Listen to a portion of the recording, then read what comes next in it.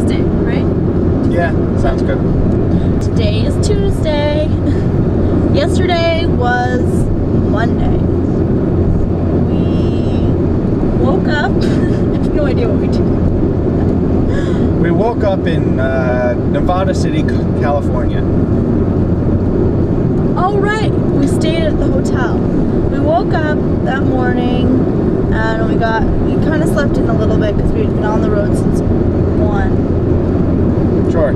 And we got on the highway. Oh, we stopped and got some AAA books for Colorado and Utah. We got lost because California signs. Yeah, a little bit lost, but we found directions. It wasn't bad. And then we drove through Nevada like crazy people to get to Utah in time to see Jeremy, who was in Salt Lake City.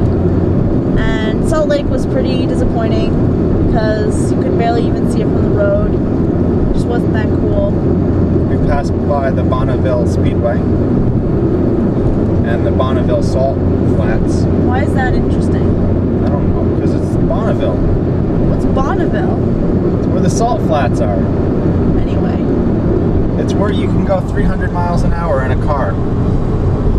On a land vehicle. But we didn't. Oh. We didn't even visit. We didn't even see Salt Lake, barely. Anyway, we found a campsite up in the mountains, and we pitched our stuff pretty quick. Ooh, there's my feet.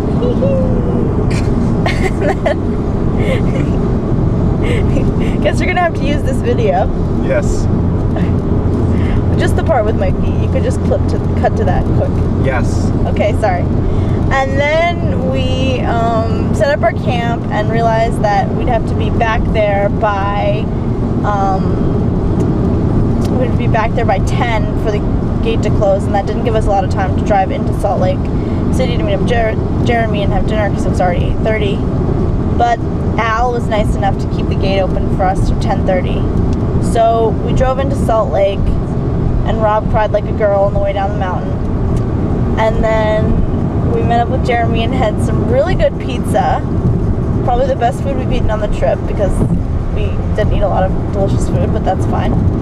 And got to see Jeremy, got to hear some of his funny stories. He's driving the same course that we're driving, only at a much slower pace, and he's stopping at all the dumb tourist traps that we mock, like Wall Drug and the Corn Maze. But he did go see the Spam Museum, and we're pretty jealous about that because we didn't even think or see it. It's in Minnesota, right? Yes. Yeah, we didn't go the Corn Palace. I mentioned the Corn Palace. You said the Corn Maze. Oh, the Corn Palace. Corn and maze are the same thing.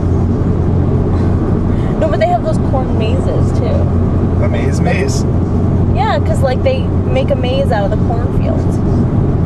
Anyway, so we camped last night and it was pretty beautiful. We got to like look up at the stars and stuff for the first time in a long time because it wasn't actually cloudy. And then we woke up this morning and took some pictures of our site.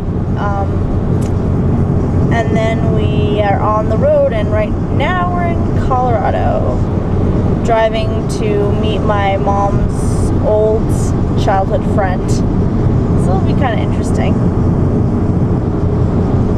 That's about it. Today is Wednesday, June, I don't know, I'm gonna guess 15th. I don't know that for sure though. We woke up It's the 14th. Huh? I'm pretty sure it's the 14th. Taylor says it's the 14th. We woke up yesterday in the grand old state of Utah, slightly east and north of Salt Lake City, in the blustery cold of the Salt Lake City mountain range area. Blustery isn't a term to describe cold. It was cold. We were at 7,000 feet? Yeah, we were at 7,000 feet. We drove basically all day. We stopped at dinner time at a visitor center rest area in Colorado. and made ourselves a little cup of soup on our propane cook grill thing. We drove through the Rocky Mountains, which were fairly beautiful. And it was 100 degrees. It got up to 100 degrees. We saw a sign at about 2 o'clock in the afternoon that said it was 100 degrees out. But other than that, driving encompassed most of our time, as it has this entire trip, so that's really not a huge surprise. We got to the Denver area around 5 or 6 o'clock, 6 or 7 o'clock, and met with Taylor's mother's girlhood friend, Mary, who... You have to say childhood. Childhood? Girlhood? I don't even think girlhood is a word. We met with Taylor's mother's childhood friend, Mary, who offered her guest room for us for the night. She was very accommodating. She gave us a nice place to sleep. Her house was cool and it overlooked the mountains and it had huge windows and a deck. Oh, hey, buddy. Yeah, Mary's house was on the side of the Rocky Mountains overlooking a nice valley.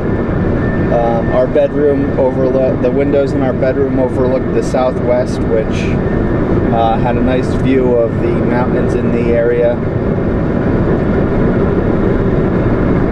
And that's about it. And now we're heading east into Kansas, where we expect the most thrilling drive of our entire Even more exciting time. than Nevada. You know what's really weird out here, Cassie, is that they have different octanes. Like their regular is 85. Yeah, like the first place we noticed it was like in Iowa, it was like 85.5. And we're like, oh, that's kind of shady. Like, well, we probably shouldn't use that. So we used like the plus, which was 87. And so then we get out to the West Coast, and I was asking Martin about it. But we grew some cucumbers at the Cape one year. That was fun. I don't really have a green thumb though.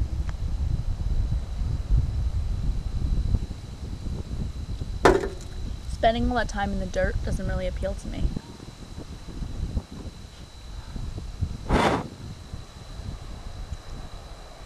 Well, with an apple tree, you don't have to do much. Just let it grow. Yeah, Rob, you don't have to do much. You have to water it, I guess. But the rain does that. Honey, you have to plant it. It means digging a significant hole. Usually you have to stake up some support system. Like those little things that keep it from falling over. And if it doesn't get the right shade, doesn't get the right sun, it dies. Just like any plant. You're right, harvesting the apples is easy. But you have to keep bugs off of it, which is harder than I think you think it is.